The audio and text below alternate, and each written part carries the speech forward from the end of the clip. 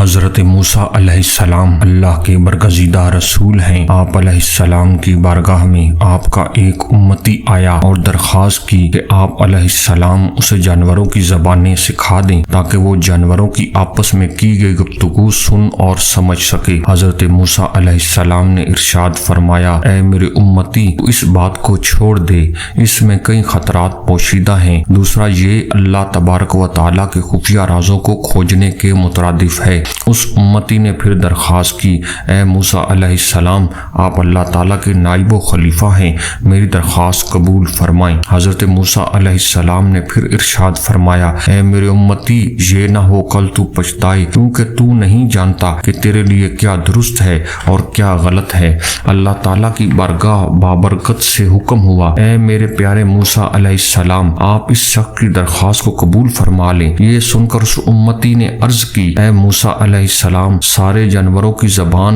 نہ صحیح، صرف میرے گھر میں موجود پالتو مرغ اور پالتو کتے کی زبان سکھا دیں۔ حضرت موسیٰ علیہ السلام نے فرمایا، جا، آج سے تجھے صرف کتے اور مرغ کی زبان کی سمجھ پر قدرت حاصل ہوگی۔ وہ شخص یہ سن کر خوشی سے گھر کی طرف روانہ ہو گیا۔ صبح کے وقت خادمہ نے دسترخوان کو جھاڑا تو رات کے کھانے سے بچا ہوا روٹی کا ٹکڑا زمین پر گر پڑا اور مرغ نے وہ روٹی کا ٹکڑا اٹھایا اور بھاگ گیا۔ کتے نے مرغ سے کہا، اے مرغ، اگر روٹی کا ٹکڑا مجھے دے دے تو میرا گزارا ہو جائے گا۔ مرغ نے کہا، ذرا صبر کرو، اللہ تجھے کل دے گا، کل مالک کا گھوڑا مر جائے گا، پھر مالک اس گھوڑے کو باہر پھینک دے گا، پھر تم جی بھر کے اس گھوڑے کا گوشت کھا لینا۔ وہ شخص کتے اور مرغے کی باتیں غور سے سن رہا تھا، فوری طور پر گھوڑے کو لے کر بازار گیا اور اسے بیچ دیا اور خوش ہونے لگا کہ اس طرح سے تو میں نقصان سے بچ گیا۔ اگلے دن بھی دسترخوان سے مرغ روٹی کا ٹکڑا لے کر بھاگ گیا۔ کتے نے غصے میں آ کر کہا، دھوکے باز کب تک جھوٹ بولے گا؟ آج پھر روٹی لے کر بھاگ گیا، جبکہ کل کہا تھا کہ گھوڑا مر جائے گا، مگر مالک نے تو اسے بیچ ڈالا۔ مرغا بولا، گھبرانے کی ضرورت نہیں، مالک نقصان سے آج تو بچ گیا، لیکن پریشان نہ ہو، کل مالک کا اونٹ بھی مر جائے گا اور تو خوب پیٹ بھر کے اونٹ کا گوشت کھانا۔ مالک یہ سن رہا تھا، وہ جلدی سے اونٹ کو لے کر نکلا اور اسے بیچ آیا۔ اس طرح سے مالک نے اونٹ کے مرنے کے نقصان سے خود کو بچا لیا۔ اگلے دن کتے نے مرغ پر سیخ پا ہو گیا کہ تیرے سے بڑا جھوٹا اور مکار کوئی بھی نہیں ہے۔ مرغ نے کتے سے کہا، میں کیا کر سکتا ہوں؟ مالک نے اونٹ بیچ کر اپنے آپ کو نقصان سے بچا لیا، تو فکر نہ کر، مالک کا خچر کل مر جائے گا، پھر تو اس کا گوشت جی بھر کے کھانا۔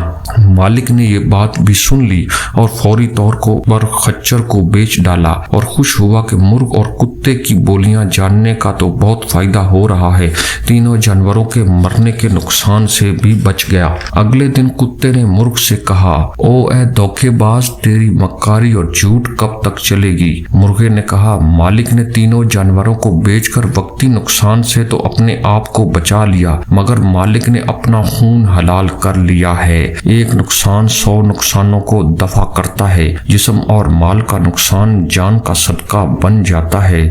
بادشاہوں کی عدالت سے سزا ملے تو مال کا جرمانہ ادا کر کے جان بچ جاتی ہے، لیکن قضائے الہی کے رازوں سے باخبر ہونے کے باوجود بھی جو آدمی اپنا مال بچاتا ہے وہ محض نادان ہے۔ اب یہی جانور اگر مالک کے پاس ہی مر جاتے اور کتے اور بلیاں اور دوسرے پرندے وغیرہ اس کو کھاتے تو یہ مالک کی طرف سے صدقہ بن جاتا اور شاید اس سے بلا ٹل جاتی اور مالک لمبی عمر پاتا۔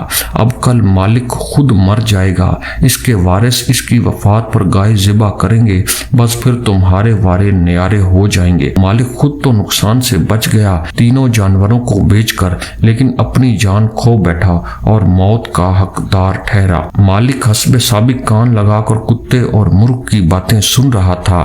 مالک اپنی موت کی پیشن گوئی سن کر خوف سے کانپنے لگا۔ وہاں سے بھاگ کر حضرت موسیٰ علیہ السلام کی بارگاہ بابرکت میں پیش ہوا اور عرض کی، اے اللہ کے رسول، میری مدد فرمائیے۔